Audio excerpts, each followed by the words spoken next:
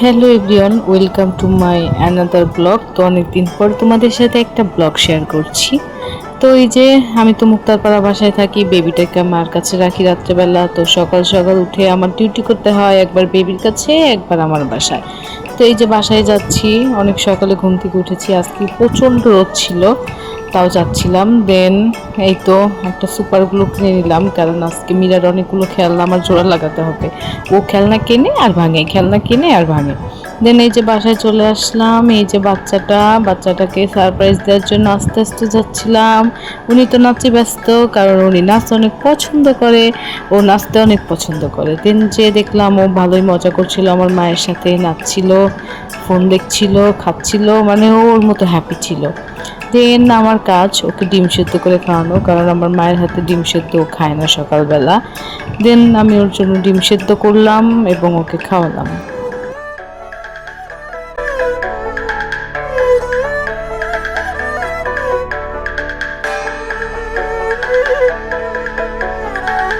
দেন আজকে আমি আর মিঠুন মিলে ভেবেছি বাবুকে নিয়ে একটু বাইরে যাব, কারণ ও তেমন বাইরে যায় না, সারাদিন আমার মায়ের কাছেই থাকে।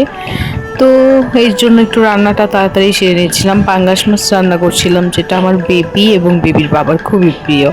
তো চটপট রান্নাটা সেরে নিচ্ছিলাম, কারণ অলরেডি সন্ধ্যা হয়ে যাচ্ছিল। আর হলো মিঠুন প্রাইভেট পড়াতে গিয়েছিল, ও এসে খেয়ে দিয়ে তারপরে আমাদের নিয়ে বের হবে, তাই একটু তাড়াতাড়ি করছিলাম।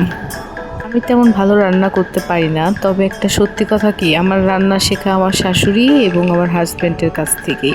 কারণ বিয়ের আগে আমি তেমন রান্না কিছুই পারতাম না, নুডলস আর ডিম ভাজি ছাড়া। আমার শাশুড়ি আর আমার হাজব্যান্ড আমাকে রান্না শিখিয়েছে। তো আমি চটপট করে রান্না করে নিচ্ছিলাম, তেমন ভালো হয়নি, তবু রান্না করে তোমাদের সাথে একটু শেয়ার করলাম।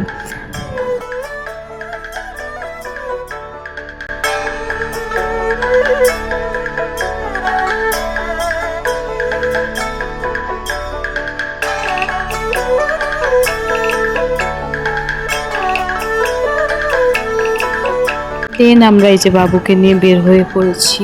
বাবু তো যে বেবি বেবি আর বেলুন বেলুন করছিল, কারণ এই দুইটা ওর মুখের হচ্ছে ভাষা, ফার্স্ট ভাষা। ও বেলুন অনেক পছন্দ করে, তার সাথে সাথে বেবিদের দেখলে ও অলরেডি বলে ফেলে বেবি। তো এখানে ওঠার জন্য, এই রাইডসগুলোতে ওঠার জন্য কান্না করছিল, বাট ও তো বেবি, ওকে তো মানে তুলে দেওয়া যাবে না, কারণ ও চলে আসতে পারবে না। দেন এই যে একা একা হাঁটছিল, মেলা ছিল ওখানে, তার কিছু কেনার ইচ্ছা ছিল না, শুধু বেলুন কেনার ইচ্ছা ছিল আর বেবিদের সাথে ঘোরার ইচ্ছা ছিল। এই যে বাবাকে ধরতে দিচ্ছিল না, ও একা একাই হাঁটছিল ওর সাথে, তাও আমরা দুজন মিলে একটু জোরাজোরি করে ফুটেজ এবং পিক উঠেছি। দেন এই যে আমি ধরছিলাম, তাও আমার সাথে আসছিল না, ও মোট কথা ওখান থেকে আসতে চাচ্ছিলই না। দেন কষ্ট করে তাও একটু ওর সাথে কিছু ফুটেজ আর ছবি তুলেছি।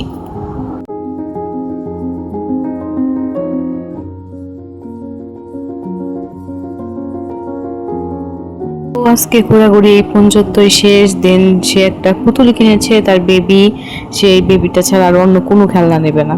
তো আজকে তোমাদের সাথে কিছু ছবি শেয়ার করলাম। আজকে এই পর্যন্ত, আল্লাহ হাফেজ।